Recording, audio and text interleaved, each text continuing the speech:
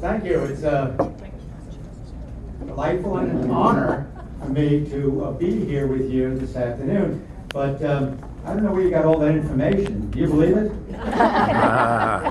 You never know. You never know. I don't know how many of you are familiar with the recent Wall Street Journal NBC poll that talked about where Generation X and the millennials stand on certain very, very important issues. Namely, religion, God, patriotism, loyalty to the USA, and last but not least, having children. Now, some people might think, well, why did they put these three categories together? Well, it's because they belong together. God and patriotism and children are of a package. Let me begin talking to you about the, we'll call it the God problem. When we looked at the statistics, 67% of the generation known as the baby boomers, they see God, religion, as being important. 67%. When we come to their children, Generation X and the millennials, only 30% do. Now, why? Why is that the case? Well, I began talking a little bit about this on Sunday, but I'm going to develop it a little bit more for you today. As a matter of fact, I wonder here, how many of you went to church on Sunday? Well, you have to raise your hand on that one. But how many churches talked about this poll? Oh, how silly they are. How silly they are. Because it speaks to them directly about whether or not they are going to survive, or survive as churches at all, instead of being simply a welcoming community who does the bidding of the Democrat Party.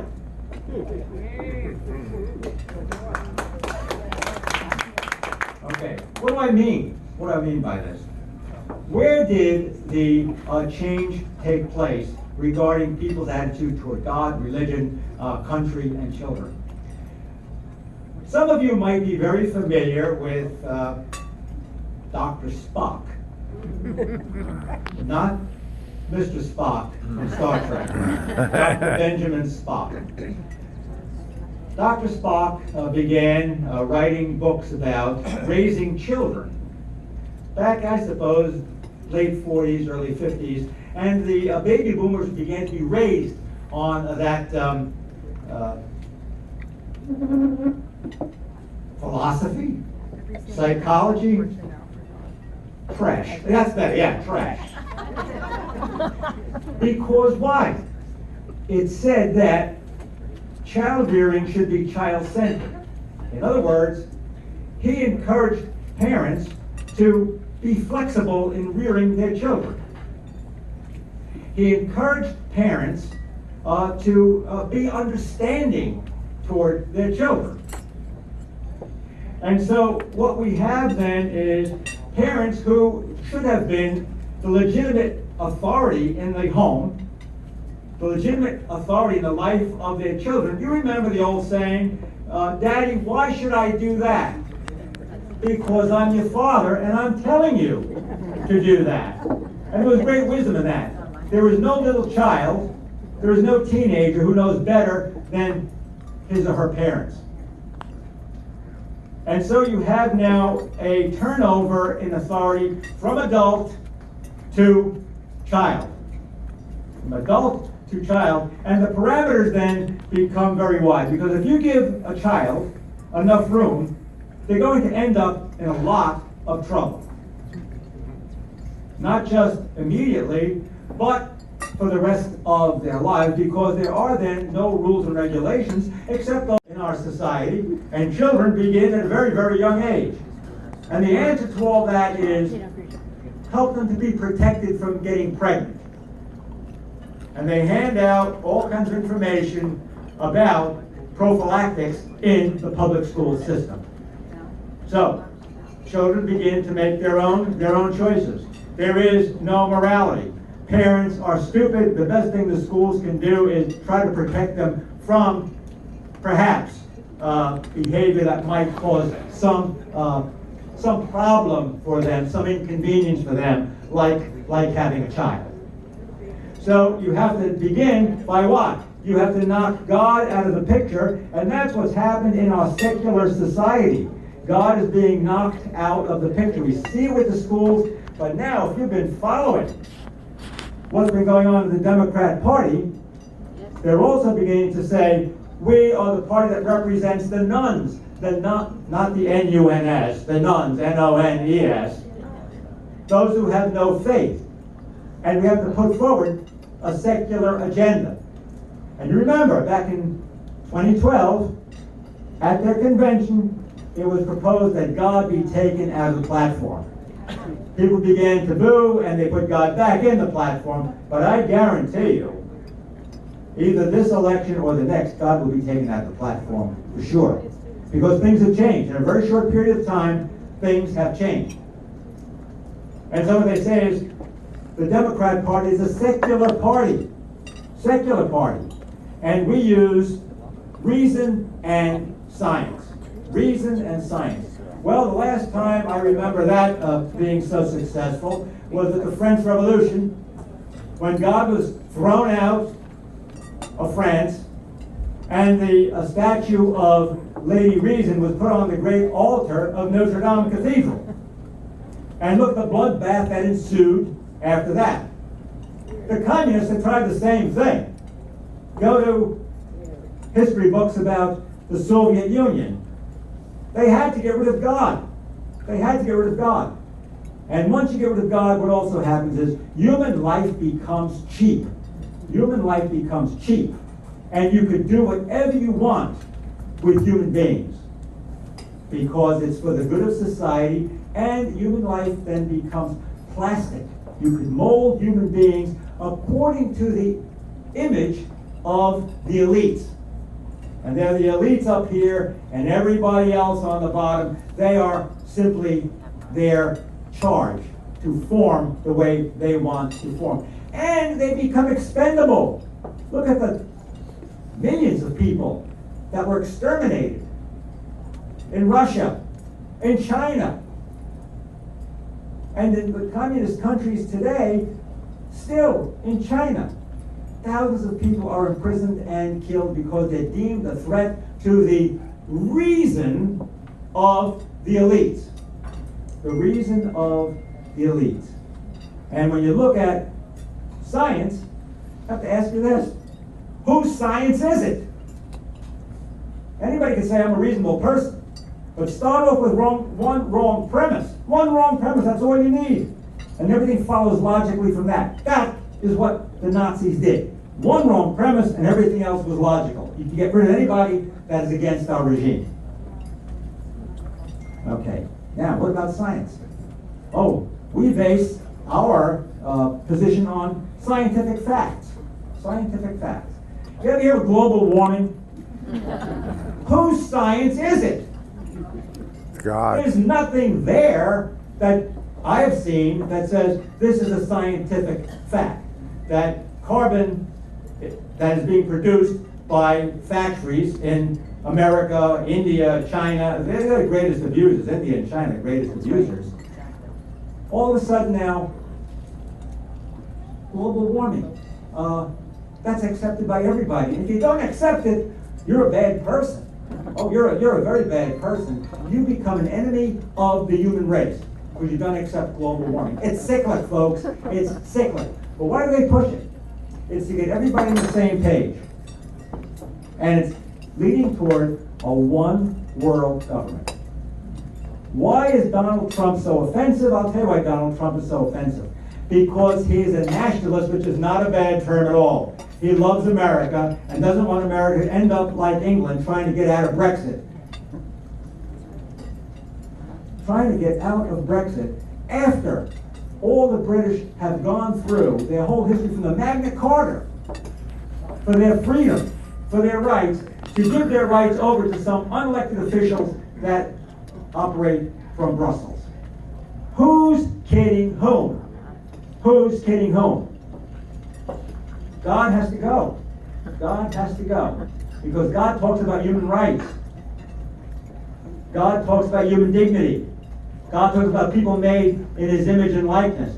And our rights in the Constitution and the Declaration of Independence are rooted in God. They are rooted in God. It's very clear. Unalienable rights. Unalienable rights given to us by the Creator. It's life, liberty, pursuit of happiness. Pursuit of happiness, you know what that means? Fulfilling yourself. And to fulfill yourself, what do you need? You need private property. That's guaranteed. That's guaranteed. But what you have today, you have socialism running rampant. And you have young people buying the socialist lie. What do they want? Oh, you can promise free everything. Crazy Bernie just came out, he's going to forgive all the health care bills. That's going to be gone. They're all telling us, those who are running for president, the Democrat Party, they're telling us that they're going to forgive all student loans. Well, you're a young person. Doesn't that sound good to you? Oh, I'll get this burden off of me. I'll vote for this person. But any time somebody wants to give you something for nothing, what they want is control over you. That's what they want.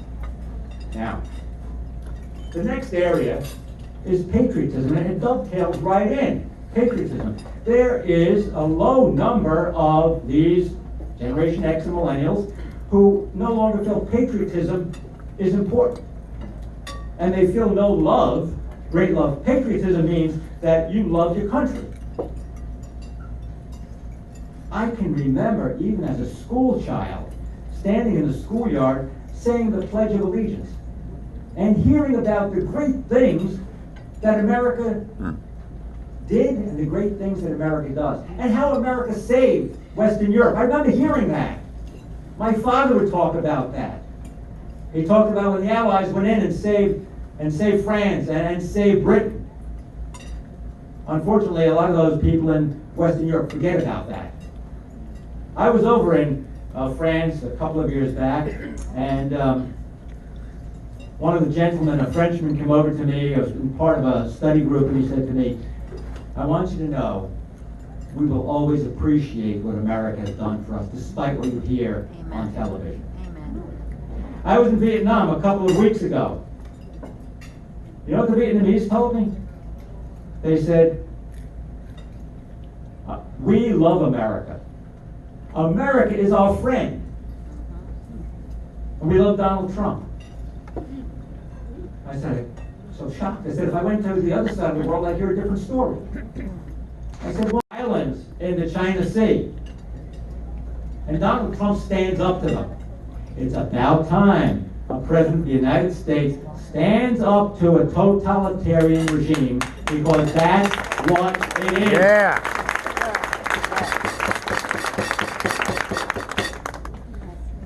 But what do children learn today in school? What do they learn today in school? Self-esteem. America is bad. America is sexist. America is racist. America is homophobic. And then they have all kinds of classes designed to warp children's minds. And that's what they do. They warp children's minds. Why? They want to pass on that plastic view of society, that we can mold people any way we want, and there are no things that are set in stone. One of those things set in stone, as far as I know, a boy is a boy and a girl is a girl. Yeah. And yes, now what they're being taught is LGBTQ plus. Plus, and the latest time I looked up what the plus means, there are now 59 varieties of sexuality. Or was that Heinz ketchup? But that's what it says. And children are being fed this on a regular basis.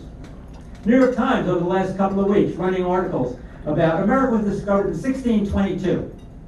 How about that? Because that's when slaves first were imported to America. And slaves built America, and therefore America is bad. Do you see what is happening to society? America, the greatest country the world has ever known. And a country maybe that has not always gotten it right, but why? We try to make it right. Go try to make it right in China. Go try to make it right in Nicaragua. We're having a difficult time trying to get things straightened out in Venezuela. Look at Cuba. Look at that. But America is bad. America is the enemy. And young people are being fed this on a daily basis. They're being fed this on a daily basis. Who do you have on the school boards? Do you pay attention to those school board elections? Oh, yeah. In my opinion, the school board elections are the most important elections you can have. Why? They're making decisions for your children, your grandchildren, and for future generations. And unless they are instructed properly, unless they are taught to love America and what America stands for, America is going to be lost. At least America as we know it is going to be lost. But this could happen within maybe the next half a generation. Maybe the next half a generation. Because once you have a cohort of young people who are being instructed this way, they can vote at 18, although some now come up with the idea that they can vote at 16.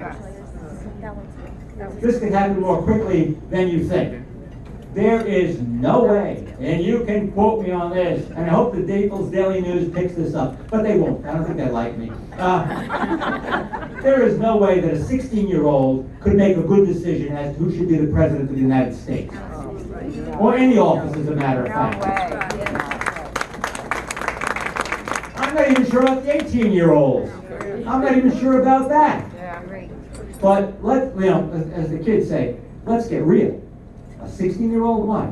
You want to lead them out of the classroom to the polling booth. And they don't have enough sense to know who or what they are voting for. They are being fed propaganda day in and day out. Look at that school board very carefully. There are some people that get elected to school boards, and these people are wolves in sheep's clothing. Yes. Pay very close attention to who is on that board, and then challenge that board when you hear things that are not proud of America and what we stand for. Let me tell you this. Maybe a year ago, we had this Colin Kaepernick begins this kneeling down when the Star Spangled Banner is being played in front of the flag, and he's protesting police brutality to black people. Whether you agree or disagree with his actions, the fact of the matter is he's sending out a terrible message. The message is this: the flag stands for the Constitution and the Declaration of Independence. That's what everyone, black, white, purple, in between, LGBTQXYZ, should affirm all the time. Because what? If there is an injustice, we fix the injustice, and the tools are there, and that's what the flag represents. Amen. It doesn't represent somebody having their own agenda and trying to make some cheap bucks on Adidas sneakers. Yeah. And that's what's happening. But go ask some of the kids. Go ask them. Do they like Colin Kaepernick? Was it right that he objected to Betsy Ross's symbol on the sneakers? Betsy Ross? What did she do wrong? She did a flag. I mean, but it stands for America. And it stands for the revolution that we fought to get the shackles off an unjust government off of our necks. But they don't know that. They don't know that. Patriotism is important. Without patriotism, there is no more America. And lastly, I want to say this. Children. How do children fit into this picture? How do children fit into this picture? They don't want to have children anymore. Well, once again, it goes back to God. But God says, increase and multiply and fill the earth. So in whose face are these people saying, we don't want any kids? It's a self-centered attitude. And children propagate the human race. And if you have no children, China is in trouble for this right now. First of all, you have people who are unable to find a marriage partner. Again, it's a dissolution of society. People can't get married. They can't form a family. They're disillusioned with life. Your suicide rates go up. There is no longer a support system of the family. Family is the basic building block of society. That's a support system. What happens to health care when there's nobody to pay into the system? Oh, well, then Uncle Bernie has the solution. It's free. Who's going to be the doctors and the nurses and the health care aides? I don't know. And what about your financial situation? No population, how does the economy grow? Oh, well, we'll take immigrants. You see? Question is, who are these immigrants? That's why, who are these immigrants? And even if you do take immigrants, could they be from Islamic countries? Could they? Could they be from people who have no idea of what America is all about? Could be. And so what happens then? No kids, or not many children. Who then becomes in control? The government. Big government. That's who takes control. Now, I'm going to leave it there, but I'm going to say this. This is what you call the Jeremiad. Some of you might be familiar with that term. There was a great prophet, one of the great prophets in the Bible, Jeremiah. And he kept warning people. He's saying to them, Israel, you're in trouble. If you don't stop this, you're going to be destroyed. You have to return to God. And if you don't, the Assyrians, the Babylonians, they're going to come in, they're going to destroy you. And what happened? They were destroyed. History has a way of repeating itself, and God's word always rings true. It's not just for one generation. It's not just for Jeremiah 587 with the Babylonian invasion and the diaspora of the children of Israel. It's for us too. Don't kid yourselves. There was that great song by Barry McGuire, The Eve of Destruction. We're close. Now, what can I suggest that you do? I don't like to leave people saying, oh, woe is me, the whole world is falling apart. It may be. What can I do? Okay. Number one, you, as I said, get involved in your school board elections. Get involved. Okay? Number two, I want you to make sure that you have a personal prayer life. There's nothing greater than prayer. Prayer can move mountains. Jesus said if you have the faith the size of a mustard seed, you can say that mountain, uplift yourself and jump into the sea. You have a personal prayer life. I hope you do. You got to pray for young people. You have to pray for the United States. Number three, most importantly, I think, you have to get to the politicians. especially the members of the Republican Party. And you have to tell them, just as the Democrats consider themselves to be the secularist party, yeah, we have to be the party of God. Oh, you can't mix faith and religion and politics. Oh my God, no, it's not. No, it's not. That's what we're supposed to do. Inform society, inform people what's right, what's wrong, and to worship God, and to follow His laws. And we do that by encouraging other people to do the same. You tell the party members they should have a prayer breakfast. They should inform the churches, Protestant, Catholic, Jewish, inform them that they want to hear more about God's law and not the laws that come to us from the politically correct. A lot of your pastors have fallen into the politically correct syndrome. They have sacrificed the truth for popularity. You tell them you don't want a popular pastor. You want a pastor who's going to speak the truth, even if that means that it's painful. That's what discipleship is all about. You have to be able to deal with the tough issues. You have to be able to sometimes suffer a little bit. You have to take the hits. I got emails that long.